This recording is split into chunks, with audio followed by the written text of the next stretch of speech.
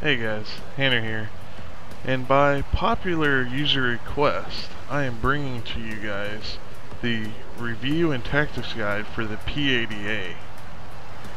Now, real quick, first of all, before we go into the pros and cons, strengths and weaknesses and everything of this aircraft, let's talk just a little bit briefly about the history, because I've already covered the F-80's history, but I'm going to cover a little bit about this P-80A. Now, in the F-80C guide that I had, we talked about how the P-80 was being made to help counter the 262. And this is true, but let's also move on to some more of the important facts, like how close this thing was to coming out during World War II. The P-80A was first being flown in January 8th of 1944, so that meant for all of 1944 this thing was being tested. In late 1944, 12 pre-production variants of this were produced. 4 of them were sent to Europe, and one was actually believed to be tasked with taking down and intercepting an Ouroboros observation aircraft. And this is pretty interesting because, you know, the P-80 was treated with extremely high secrecy at the time. And unfortunately there's not enough details to fully task out whether or not that actually truly happened or not. And the first production line run of the P-80s were actually delivered in July of 1945. So, you know, it was very, very close to being in World War II. Had anything else had happened, such as, you know, the 262s coming out when they were supposed to, you know, anything that would have pushed the war going on just a little bit longer, the P-80 would have solved combat. Now for the last bit of historical information, and probably the most important for this video, is about the engine in the P-80A. Alright, now, in all my book sources, the main information that I'm finding is that the engine that was used on the P-80A variant was either an Allison or a General Electric J33 variant that produced anywhere from 3,800 pounds of thrust to 4,000 pounds of thrust. Now, this is very crucial and very important because for some reason, and I don't know why, but on some other quick source information such as Wikipedia and crap like that, you know, and which, you know, scholarly sources is not Wikipedia, you know, but anyways, on that source of information, they talk about the General Electric's I-40 engine, and when you research about that particular engine, it pulls up about the J31 engine, which only produced like 1,300 pounds of, you know, thrust. And the F-80C, you know, with its upgraded engine, produced like 5,400 pounds of thrust. So, you know, you're going from 4,000-ish to 5,400. That's, you know, only a little difference. And the performance comparatively between the P-80A in game and the F-80C is drastically, I mean drastically lower. To me it feels as though they have taken the J31 engine, the 1,300 pounds of thrust engine for this aircraft, and you know, that just is terrible. In fact, in War Thunder, there's no other jet that comes to mind that accelerates worse than the P-80A. I mean, there's just none. I mean, I think even the Yak-15s feel like they accelerate better than the P-80A, and we all know the Yak-15s are very, you know, mediocre at best. Alright, that's going to move us into the strengths and weakness full-fledged, alright? So, that I'm hitting you off with the major weakness of the P-80A. And the only other real weakness that I can say that the P-80A has would be its Ma-Deuce cannons instead of M3 Brownings. However, the slower rate of fire kind of is beneficial in a way because you don't manage to shoot up too much ammo, whereas you know, you're very bursty with any plane that has the M3s. So it's kind of nice to be able to, you know, mash on the trigger and, you know, send a lot of rounds out at the target and, you know, not have to really worry about it. But let's talk about its strengths. Now, like the F-80C, this thing's strength tends to be in its energy retention. And, you know, it's just superb energy retention. It may be even better in this aircraft compared to the F-80C. And the only reason I say this is because whenever you go, you know, you get this really weak engine, when you go into a vertical climb or maneuver and you've already dove and picked up a lot of speed, you still retain it pretty well, which is kind of surprising.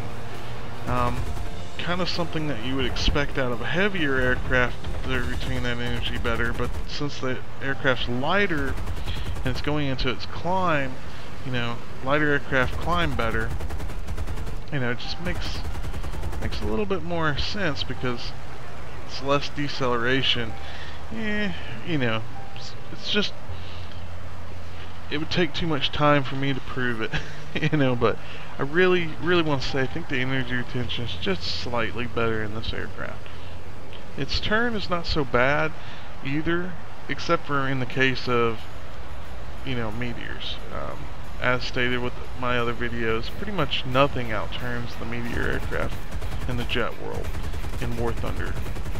Alright, now that I've hit the strengths and weaknesses of this aircraft, let's move on to some of the tactics. Now, the most predominant tactic that you're going to be using for the first 10 to 12 minutes of the game is to gain potential energy in the form of altitude. You're going to be out there climbing, you know, somewhere skirting the main front line area and trying to stay out of combat until the enemy's either brought low enough to where you have a dominant position over them, or to where you have climbed to a dominant position over them. And this is one of the most boring parts of this aircraft, but once you get through that part, you know, the battle is really good generally. If you go in and find an opponent that's a couple thousand feet above you and you just keep going in, you're pretty much asking yourself to die, because this jet can get pretty fast, but remember, mostly everything can reach the same top speed in a dive as this jet can produce. So be wary of that. You know, Kai 84s, Focke-Wulfs, they can dive just as fast as you can go. And then pretty much every other jet can go just as fast as you can go as well. So, you know, unfortunately, you know, the best tactic is to do this. And don't be afraid to communicate to your team this, because a lot of fellow American players, especially the props, have no awareness of how the P-80A performs whatsoever. And so I've been using to, you know, decent success, letting my team know in the beginning, hey guys, I can't climb very well, this aircraft's not very fast, it's kind of slow, so, you know, if you need help, bring them low or push them down, you know, and then I can help you guys out. And believe it or not, a lot of people have actually done this, and it's helped, and, you know, it's improved my gameplay in this aircraft dramatically just by, you know, doing that in the very beginning of the match. Now, I still stand that this is a very good training jet aircraft. It and its bigger brother, well, younger brother really, but the better F-80C, are very good training aircraft for people that are just getting into jets. However, the P-80A can be kind of drudging, like I said. You know, you have to spend all this time to get yourself into a positive position to make your gameplay fun, and you know, some of us just want to go and have fun. They don't want to, oh, I'm in a game and now I gotta, you know, wait 12 minutes or longer just to get into a fight. You know, I know, it's very irritating. Alright, let's move on to some more of these tactics. Now, some of the most important things to remember, you know, about this aircraft and pretty much any other energy fighter out there is anytime that you're forced into turns, remember that radial turns are the most important. That's vertical turning, pulling up. Don't do negative horizon turns, which are slices that much, unless you absolutely need the energy, because they have a better position than you. And so that will help set you up for future fighting. Under no circumstances whatsoever try not to head on any aircraft. The only exception to this would be, I would say, to other jets whenever they are just, doing a hard turn and have been doing that hard turn and just coming out of it and you're in gun range would be the only exception I would say to that. If you are beyond gun range when they come out of that turn, that's, dive away or something, because your frontal firepower is pretty weak compared to any other jet. Even the only exception to this I would say would be the 162, but even that one I'd still be very wary about, because one lucky hit from one of those 20s and you're probably in a world of hurt. Now, I tried in this video not to go over too many things that have been covered in that F80C guide, because I don't want to make it seem too repetitive, so just keep this very much in mind and everything. And if you feel like something's lacking here, I'd recommend watching the F80C guide that I've done as well, because there's a lot of that information will contain as well. The flight characteristics of this aircraft are very similar. This one turns a bit better because it's a lighter aircraft, accelerates a bit better. Oh, that brings to mind, I recommend taking a full fuel load with this aircraft, because it is a lighter jet, and because its engine is weaker, I run normally the full fuel load, so that whenever I do dive, I can pick up more acceleration because of the more fuel weight. And it's helped out a lot. I've tested it both ways. I recommend running full fuel load. However, you can choose to not run the full fuel load and make it lighter, a little bit more nimble. But you might have to decide that on your own. I favor the full fuel load. Alright, so just doing a full recap here. It's an energy fighter. It can turn pretty well. It can pretty much outturn anything except for meteors, especially with the use of air brake. And your drawbacks are, outside of this, is going to be the slow acceleration of the aircraft, as well as the M2 Brownings. Alright guys, I hope you enjoyed this video, and if so, give me a big thumbs up, subscribe for future content to come, and good hunting out there. Oh, and be sure to give me any feedback, videos you want to see, anything, it's all helpful. Alright, thanks guys.